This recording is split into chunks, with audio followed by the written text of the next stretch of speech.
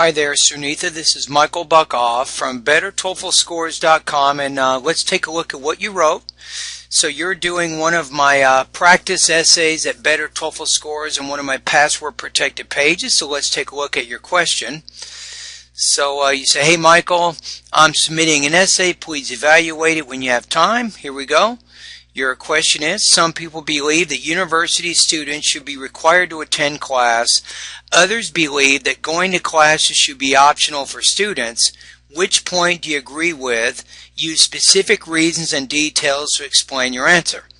Alrighty, so let's take a look at it. First of all, I want to look at your essay in terms of the overall organization to make sure you have organized your response around the question. So your thesis: attending regular classes will help in maintaining a better relationship with the teacher, motivation, and effective learning on the subjects. Therefore, I think it's better to attend class. So good. So it looks like you have 3 key points: maintaining a better relationship, motivation, and effective learning of the subjects. Now let's take a look at the different topic sentences. Make sure that they restate each of the key points that you mentioned. First, for better relationship with teacher, there should be regular contact between a teacher and a student. And it looks like that goes back to better relationship. So the connection is there. Second, students need motivation to achieve their goals, you say. And here's your key point here. And you've also mentioned the key point in the beginning, so there's still a connection. I like the choice of first, second, and third. In conclusion, not the only way to organize your ideas, but certainly it's a way to connect all the points together. Your next topic sentence. Third, effective learning of the subjects helps us to settle in a good career. For effective learning, it is better to attend classes regularly. So it looks like that goes back to the idea, you say effective learning, which is your third point. Your conclusion says, in conclusion, though people prefer to attend classes optionally, it is better to attend classes regularly for good rapport with the teacher, be motivated, and for settling in a good career. Alright, so far so good. So it looks like you have a thesis.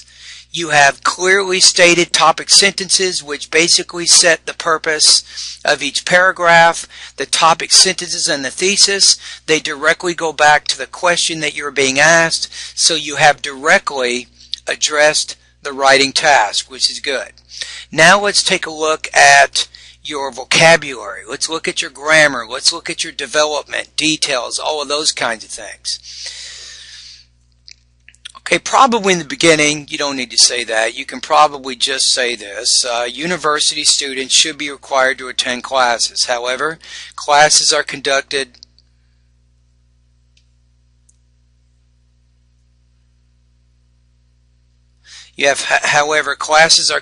through online, which make the students to learn the lessons from home at their own pace.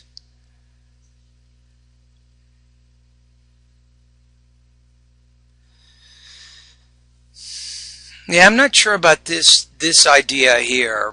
This is kind of throwing me off a little bit.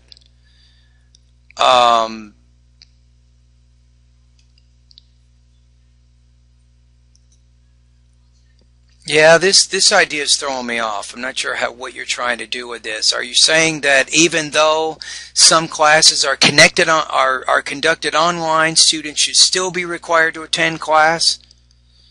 You know, I'm not sure how that second sentence relates to your first idea.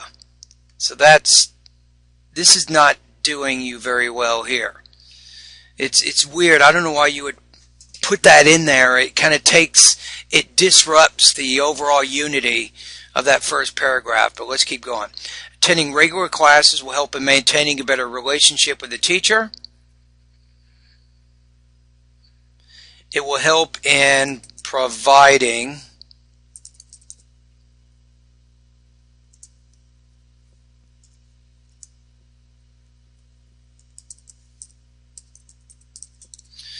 I'm going to do something like that because I'm looking at your grammar. You have help in maintaining, providing, and learning of the subject. So we have gerund, gerund, and gerund again. Let's keep going. Will help in maintaining a better relationship with the teacher. It will help in providing a motivational atmosphere.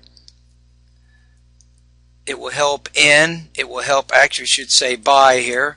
It will help in maintaining. It will help by providing. It will help maybe here with.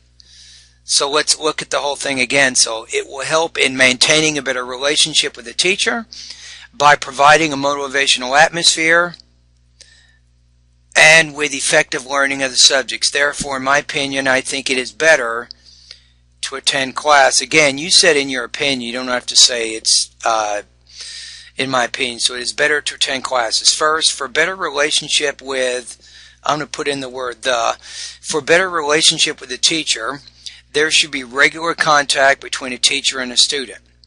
If we do not attend classes regularly, we lose the contact. How about valuable contact with a teacher? If the student has doubts in the subjects, teachers maybe, I think that's a better word. Teachers will be able to spend time after class with the student. Therefore, that will definitely improve the relationship between a teacher and a student. For example, see, this is where you really start to do better than most people. A lot of students would have stopped there. But you're now taking a general idea and you're trying to back it up with a specific example, and that's a great idea because it wasn't looking so good, but now it looks really good. For example, my friends study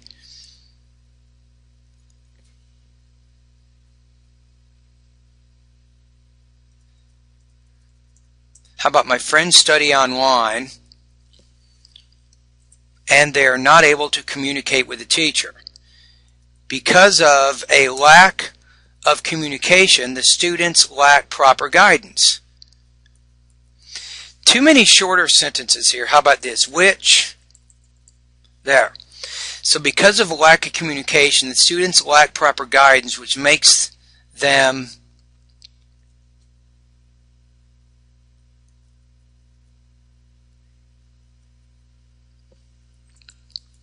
makes it difficult for them to understand. Let's do this. So let's take a look at the grammar again. So you're having some grammar problems. You're struggling in terms of connecting sentences together and making all the words fit. Because of a lack of communication, the students lack proper guidance, which makes it difficult for them to understand the subjects.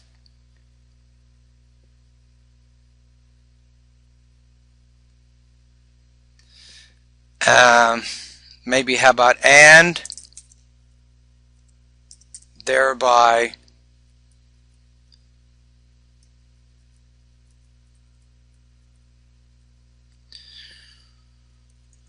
scoring lower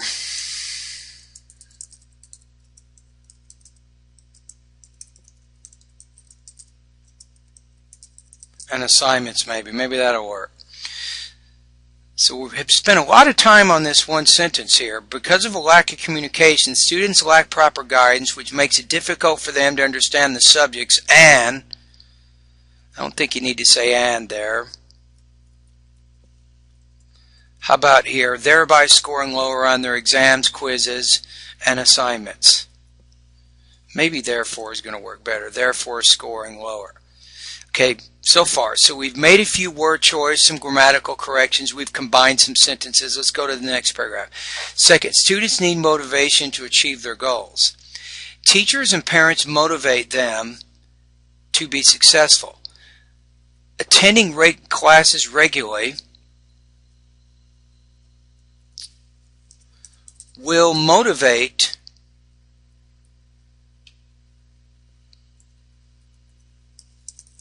students. I'm going to give students here. We've had teachers, we've had parents as nouns before that. We have classes. You do have students in the very beginning here, but maybe it's a little bit too far now to just say them and to say students again. So attending classes regularly will motivate students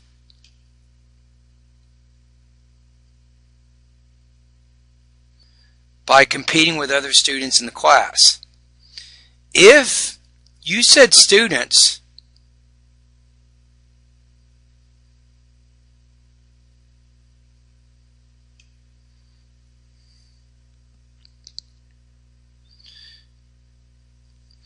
if we attend classes once in a while, I don't know, you just said students, I'm going to say they. If they attend classes once in a while, they will not be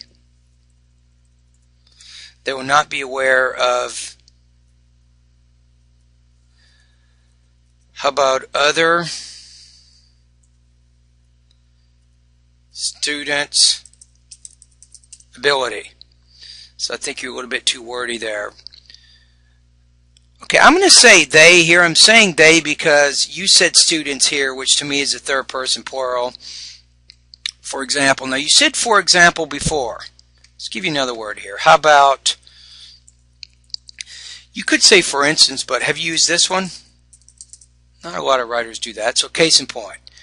There are about 60 students in my class.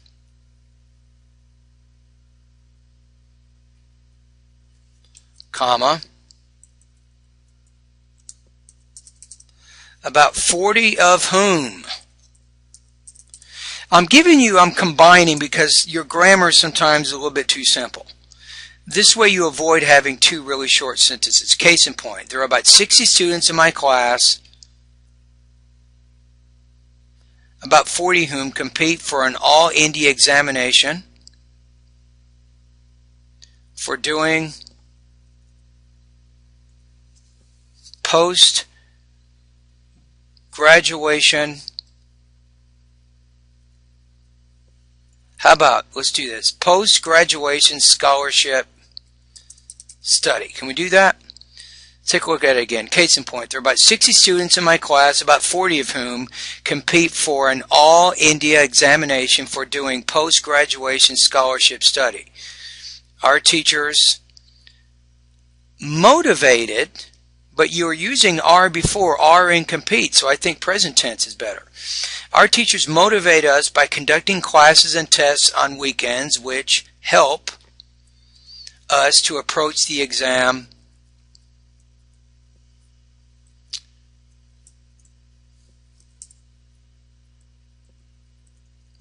I'm going to get rid of all those words and then put the adverb easily before.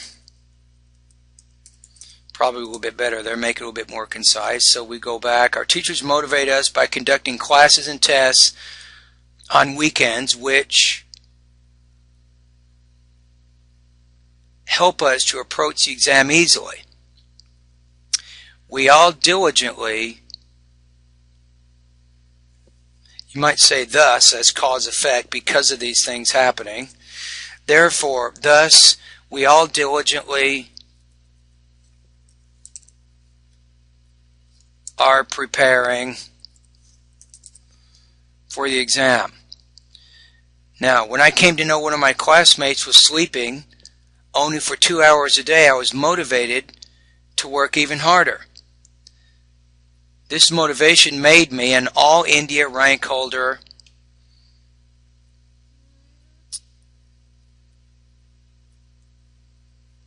I'm going to say and allowed me to.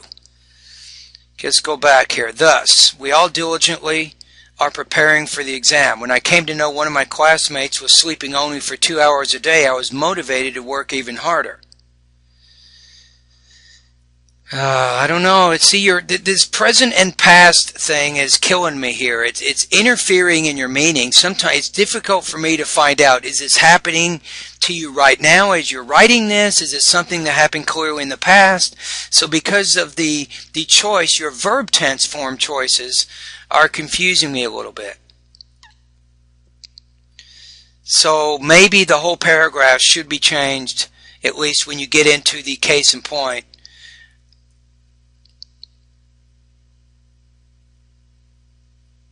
Here, you might want to change all these to past tense. Keep it all consistent. So there were about 60 students in my class, about 40 of whom competed. Our teacher motivated us by conducting classes which helped us to approach the exam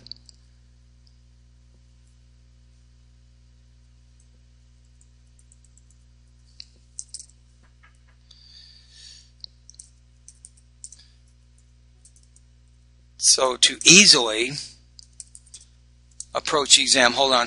Okay, so our teacher motivated us by conducting classes and tests, so we're changing, so thus we all diligently were preparing for the exam. So when I came to know one of my classmates was sleeping only 2 hours in the day, I was motivated to work even harder. So this motivation made me an All India rank holder and allowed me to pursue my postgraduate study in a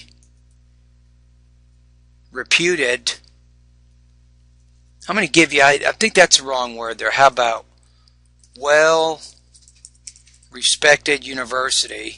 Because you don't give the actual name there, I'm going to change it to small caps. So your next paragraph, third, effective learning of the subjects helps us to settle in a good career. For effective learning, it's better to attend classes regularly. By attending classes regularly, not only, but you need your auxiliary verb in there, not only can we learn effectively, but we also can learn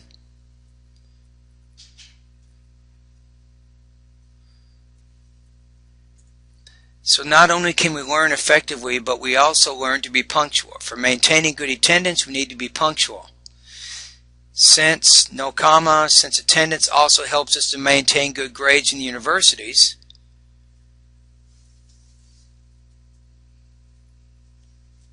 well, I'm going to get rid of this. Let's combine these two sentences here. So we need to be punctual since attendance also helps us to maintain good grades in the university. For example, if attending classes are optional, we do not learn punctuality. To learn effectively, we need to be punctual in the classes. If we're late to a class, we lose the continuity in the subject of the subjects. This gives us a vague, again, probably need to combine these two together. How about hence? Maybe say, hence giving us a vague understanding of the subject. Conclusion. Though people prefer to attend classes optionally, it is better to attend classes regularly for good rapport with the teacher, to be motivated, and wait a minute. For rapport, I think you want to say for motivation and for settling in a good career. So we have that 4. Could you get rid of it the last, second, and third times? It's better to attend classes regularly for good rapport with the teacher, motivation, and settling in a good career. Yeah, probably you could do that. Probably omit these two at the very end. So far, I think your development's pretty good. Examples are good. You're having a few problems with some verb tenses and some sentence structures and a few things of that nature. So now let's take a look at the IBT rubrics and see how you scored.